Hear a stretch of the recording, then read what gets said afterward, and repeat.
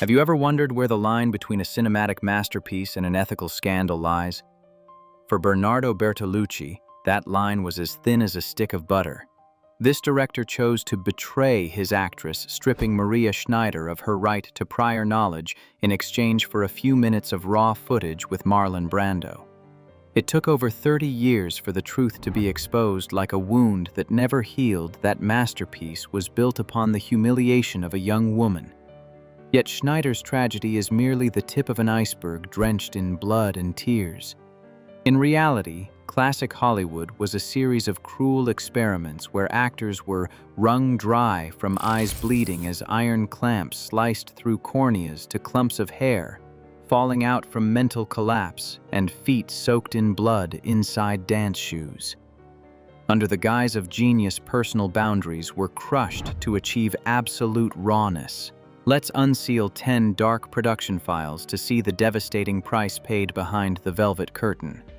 Subscribe to the channel now, so you don't miss our journey into the rawest secrets behind the legend's golden spotlight. Marlon Brando and Maria Schneider. When a stick of butter became a historic obsession. In 1972, the film Last Tango in Paris was released, marking a milestone that was both brilliant and deeply controversial in the career of director Bernardo Bertolucci.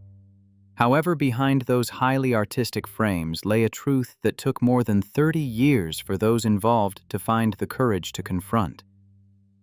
The story began in an empty apartment in Paris.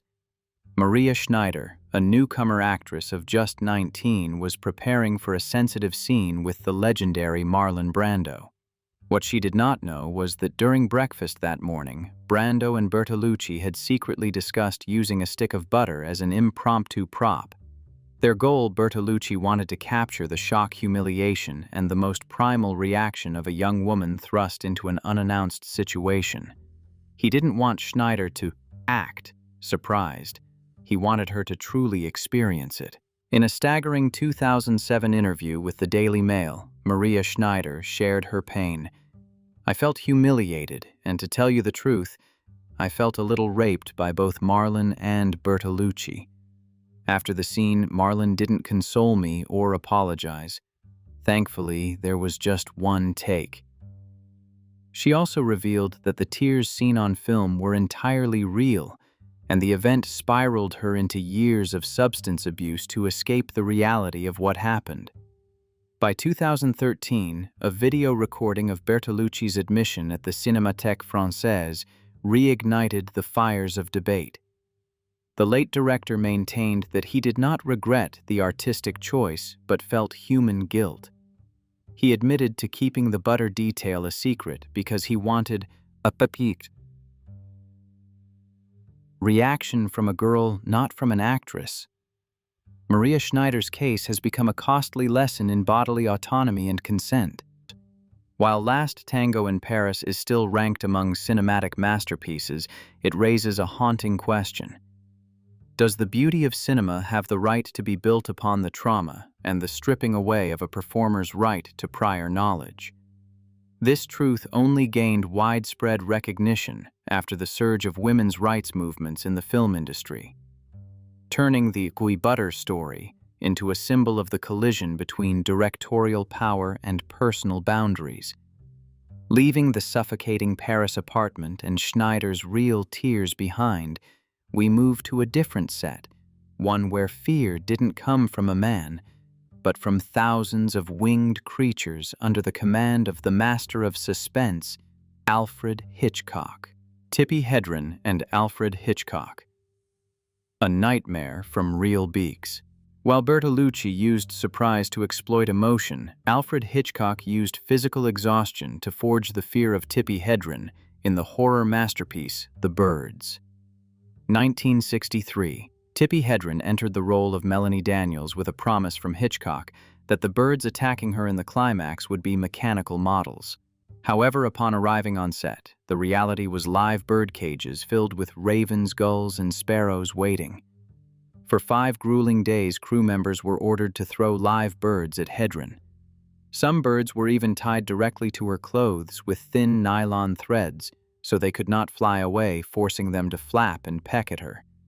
In her memoir Tippy, 2016, the star recalled the most terrifying moment. "One bird actually pecked me right in the eyelid. It almost cost me an eye." After 5 days of being tortured by flapping wings and pecks, Hedren suffered a total breakdown. A doctor ordered a week of rest, but Hitchcock tried to protest until the doctor issued a serious warning about her mental health. The HBO documentary The Girl also recorded that Hitchcock had a strange obsession with controlling Hedren. He forbade other crew members from talking to or comforting her, creating an environment of absolute isolation so she would maintain the state of insecurity necessary for the character.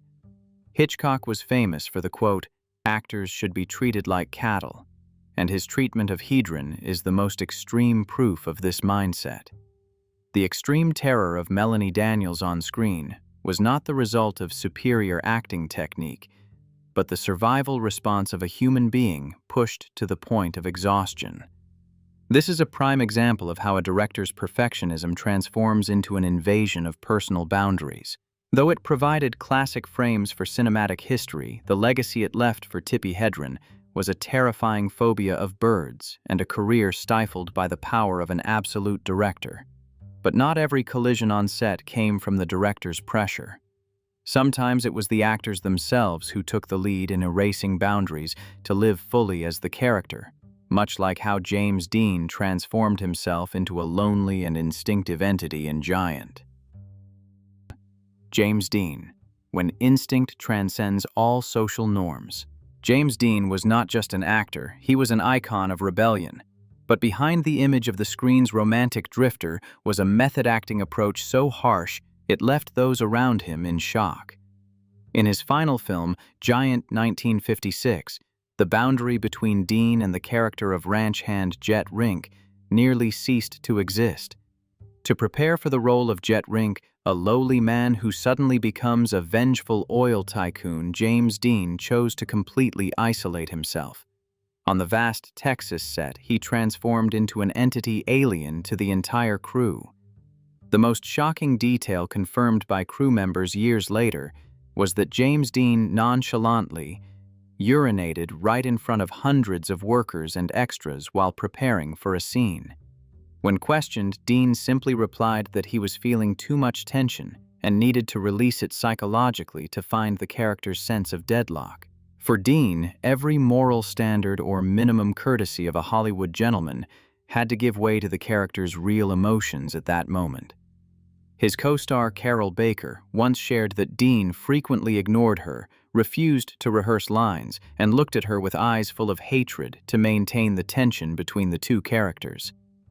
James Dean's authenticity frequently pushed director George Stevens into difficult positions. Dean did not act according to the script, he acted according to what he felt.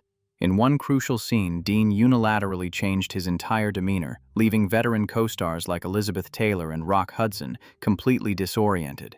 The lack of consent here did not lie in sensitive behavior, but in stripping away the professional preparation of his co-stars in exchange for a truly startled reaction.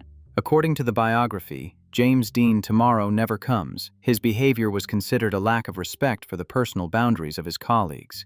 However, from an artistic perspective, it was that very rawness and unpredictability that created a Jet Rink full of life and tragedy. Dean turned the film set into a psychological experiment where he was the subject enduring the most pain. The message on the price of method acting. James Dean passed away before the film was released, leaving a legacy of gut-wrenching acting. His story reminds us authenticity sometimes requires a sacrifice of social etiquette. But should an individual giving themselves the right to break collective boundaries for personal artistic heights be encouraged? To this day, James Dean remains a major question mark regarding the line between genius and extremism. Leaving the sun-drenched and windy oil fields of Texas, we enter a sterile but far more terrifying laboratory where the eyes of Malcolm McDowell had to endure real injuries at the hands of the Whiteham's genius dictator Stanley Kubrick. Malcolm McDowell, bleeding eyes, and the cruel devotion. The image of the character Alex DeLarge with his eyes pinned open, forced to watch violent films in A Clockwork Orange 1971, has become a classic icon of world cinema. However, few know that Malcolm McDowell was not merely playing a torture victim. He actually underwent a brutal medical ordeal right in front of the camera lens. Stanley Kubrick was famous for never accepting half measures. To achieve absolute authenticity in the brainwashing scene, Kubrick rejected all safe makeup prop options. He demanded that McDowell wear specialized medical eyelid speculators, which are intended only for corneal surgeries while the patient is under deep anesthesia. The horrific part was that these iron clamps were designed to keep the eyeball immobile on an operating table. Meanwhile, McDowell had to sit upright, constantly screaming and moving his head while fully conscious. Although the crew invited a real doctor to periodically apply eye drops who also appeared in the frame, the physical risks were beyond control. In an in-depth interview with The Guardian, McDowell revealed chilling details about this experience. The sharp metal clamps constantly rubbed and sliced into the surface of his eyeballs whenever he moved or screamed. The pain was entirely real, McDowell recalled.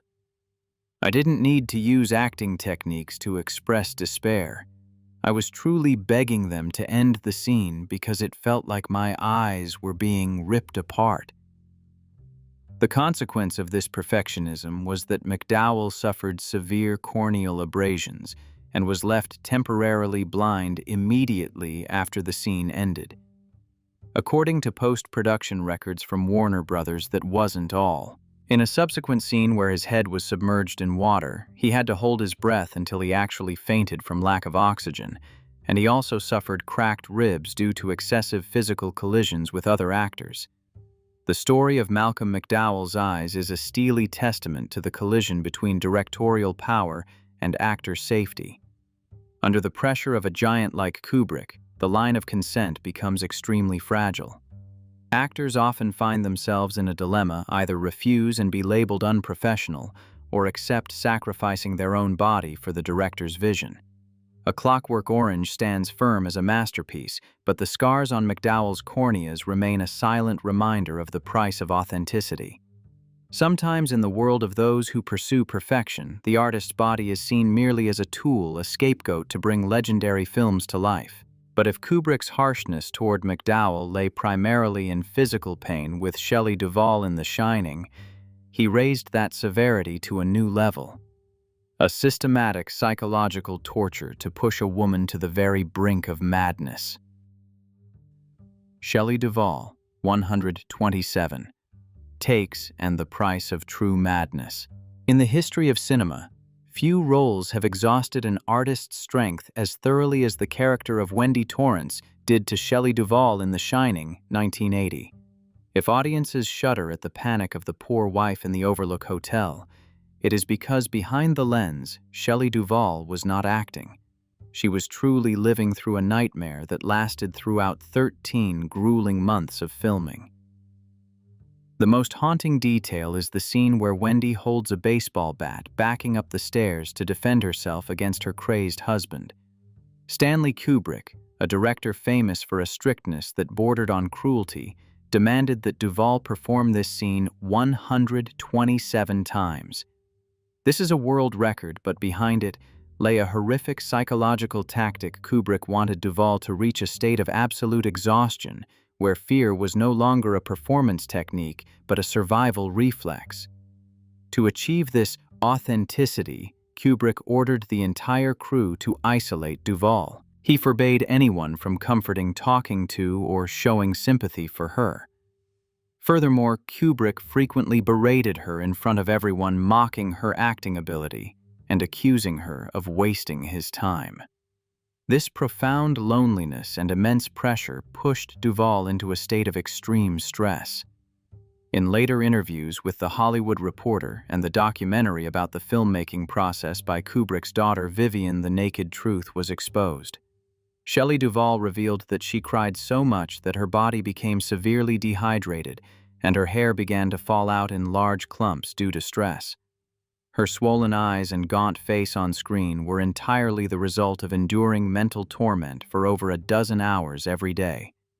Jack Nicholson, who witnessed the events from start to finish, admitted that Shelley Duvall had the hardest job he had ever seen an actor undertake. Kubrick turned the film set into a psychological prison, where the line between director and manipulator became incredibly thin. Duvall completed the role brilliantly, creating an irreplaceable Wendy Torrance. However, the question remains, does a work of art have the right to strip away an artist's health and dignity in the name of extracting potential? Shelley Duvall's story is a steely reminder about protecting rights and mental health on set, where authenticity should not be built upon human collapse. Leaving the suffocating atmosphere of the Overlook Hotel, we travel back in time to the splendor of the American South in Gone with the Wind, where authenticity did not come from mental pain, but from a dramatic confrontation of flavors between two of the era's biggest stars. Clark Gable and Vivien Leigh, Burning Kisses and Unforgettable Onions.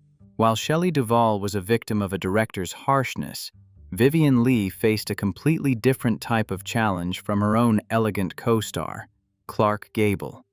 In the classic film Gone with the Wind, 1939, the pair Rhett Butler and Scarlett O'Hara created some of the most romantic scenes in history, but the reality behind those kisses was a bittersweet story. Clark Gable was naturally a man with a sense of humor, but he also liked to establish power on set in his own way. According to post-production documents from MGM and memoirs from makeup artists of that era, Gable frequently performed an odd ritual before crucial kissing scenes. He would eat a large amount of raw onions or pungent foods. For Vivien Leigh, a refined and extremely professional British actress, this was a true ordeal. She once complained to friends, kissing Clark Gable in Hollywood was not exciting. His dentures and the smell of onions were a nightmare. Why would a seductive icon like Gable act this way? Film historians suggest this might have been Gable's way of relieving stress, or asserting his status before a Vivien Leigh who was perceived as too perfect and fastidious. By using flavor to attack his co-star's personal boundaries, Gable created a very real tension between Rhett and Scarlett.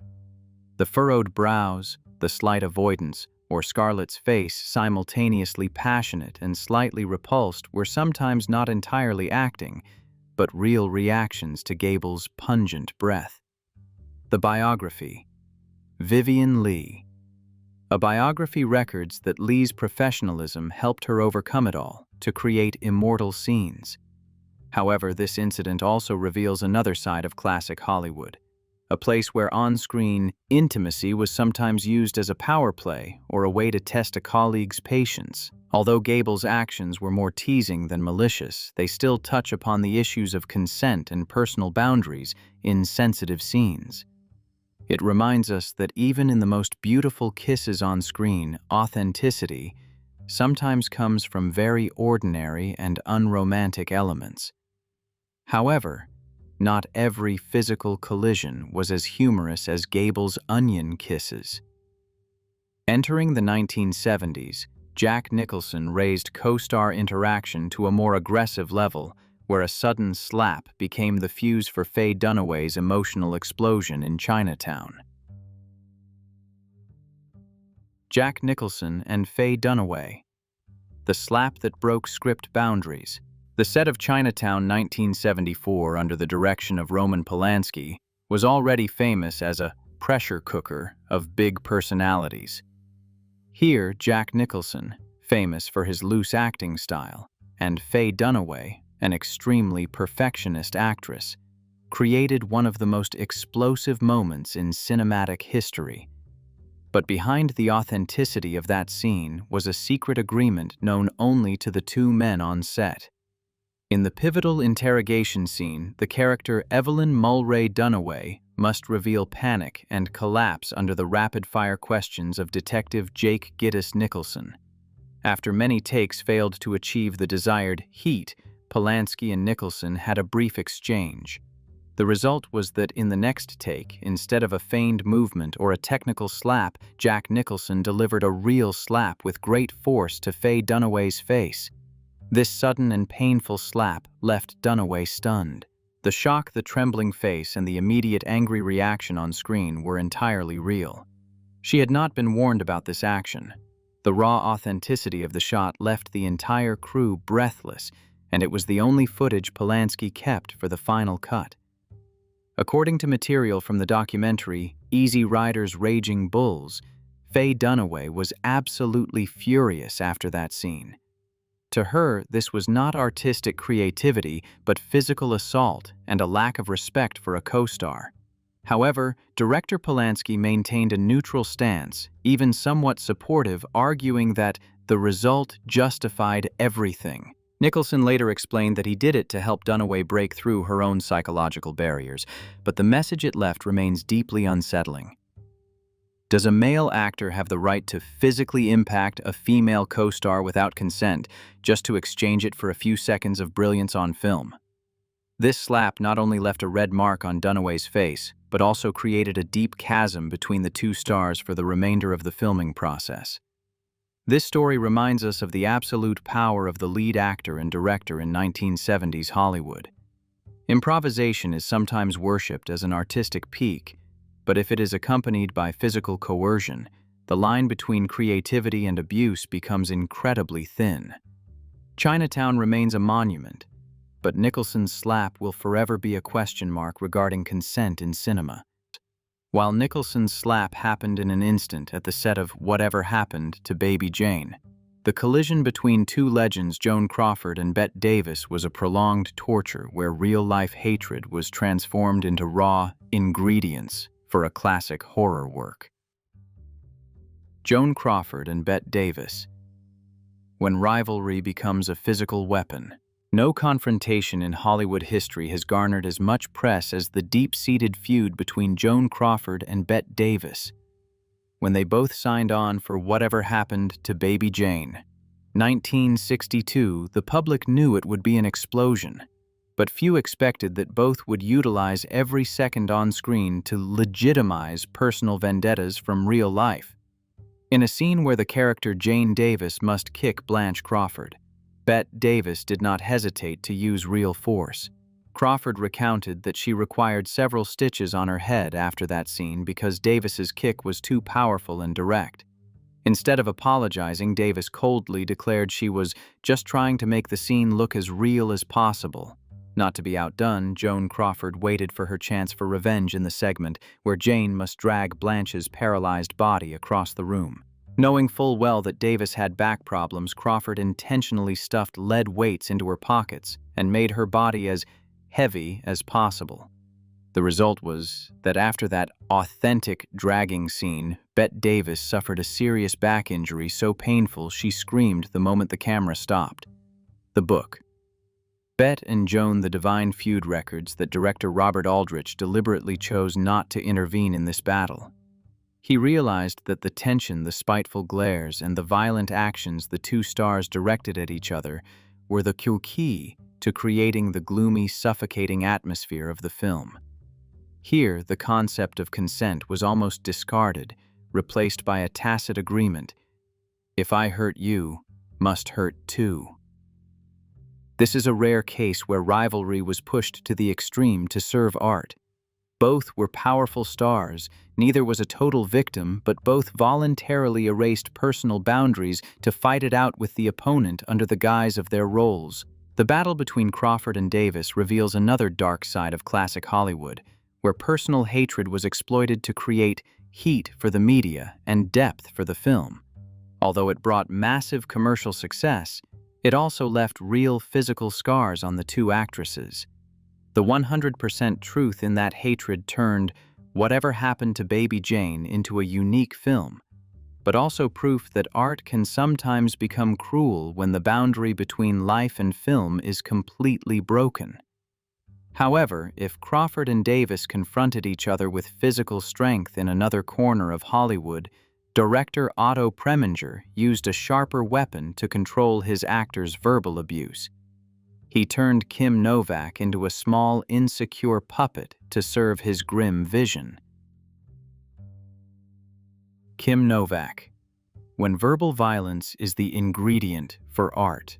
Director Otto Preminger was famously known as a tyrant, on set a man who believed that humiliation could tap into emotional depths that ordinary acting could not reach. In the film The Man with the Golden Arm, 1955, Kim Novak became a test subject for this grim theory. At that time, Kim Novak was a rising young star possessing fragile beauty and natural sensitivity. Instead of protecting the actor's psyche, Preminger chose to launch a direct assault on her self-esteem. According to records from the American Film Institute, AFI, Preminger frequently halted filming just to berate Novak in front of the entire crew and crowds of onlookers. He called her stupid, incompetent, and fiercely attacked every minor mistake in the way she moved or delivered her lines. Preminger's goal was not merely malice, but a ruthless calculation. He wanted Novak to feel small, insecure, and lost, just like her character Molly, a woman who constantly lives in fear and deadlock. Instead of providing technical guidance, he forced her into that psychological state by shattering her confidence in real life. In an interview with Larry King years later, Kim Novak admitted she lived in fear throughout the filming process. The trembling, the pleading eyes, and the face on the verge of tears on screen were not entirely acting. They were the real reactions of a deeply wounded woman. She shared, "He wanted me to become helpless, and he succeeded. I wasn't acting the suffering, I was truly suffering." The message from Kim Novak's story is a wake-up call regarding verbal violence in the name of extracting artistic potential. Although Preminger achieved his goal with a career-defining performance from Novak, he simultaneously left a psychological wound that caused her to doubt her own self-worth throughout her later career. It shows that a director's power when exceeding the boundaries of personal respect can create masterpieces, but the cost is the artist's dignity. Leaving Preminger's harsh insults behind, we move to the vibrant, colorful world of Singin' in the Rain. Yet few would suspect that behind Debbie Reynolds' angelic smile were shoes soaked in blood. Debbie Reynolds, bleeding feet and a radiant smile. Singin' in the Rain, 1952, is often hailed as the happiest musical of all time. But for Debbie Reynolds, who was only 19 at the time and had no professional dancing experience, the film was a true ordeal under the strict, even ruthless supervision of Gene Kelly. Gene Kelly was not only the lead actor, but also the main choreographer, a man who worshipped absolute perfection. During the classic shoot for the song Good Morning, Kelly forced Reynolds to dance over and over again for 15 grueling hours. He would not accept any minor flaw in rhythm or physique. In her memoir, Unsinkable Debbie Reynolds revealed a truth that shocked audiences. After hours of continuous dancing in high heels, her feet were blistered and bleeding inside her shoes. When the final scene ended, Reynolds had to be rushed to emergency care because her legs could no longer stand. The blood soaking through her white socks was living proof of a devotion that exceeded the limits of human physical endurance. The pressure from Kelly was so immense that legend Fred Astaire once happened upon Reynolds hiding under a piano, sobbing from exhaustion and fear. Kelly frequently berated her lack of experience, creating a terrifying pressure that forced the young girl to push herself to the absolute limit. "Making Singin' in the Rain and giving birth were the two hardest things I ever did in my life," Reynolds shared later. Debbie Reynolds' bright smile on screen is one of cinema's greatest lies. It hid ultimate physical pain and fear of a powerful collaborator. This story raises the issue of safety in artistic labor. Is a beautiful dance sequence worth more than the health and blood of a young girl? Reynolds became an A-list star thanks to this film, but the price she paid revealed the fierce face of Hollywood's golden age. From Marlon Brando's Stick of Butter to Debbie Reynolds' bleeding feet, the history of classic Hollywood was written not only in light and glamour, but also in the painful shadows of consent and personal boundaries. The masterpieces we adore today are the results of an era where art was often prioritized over human rights, where authenticity was sometimes a cruel coercion. Looking back at these stories, we gain a deeper appreciation for the efforts of these legends, while realizing that a truly great work should not be built upon the unhealable scars of the artist. If it were you, would you choose to protect your personal boundaries or accept sacrificing everything for a career-defining role? Share your thoughts in the comments, and don't forget to hit subscribe to join me in unsealing the next secret files of cinematic history.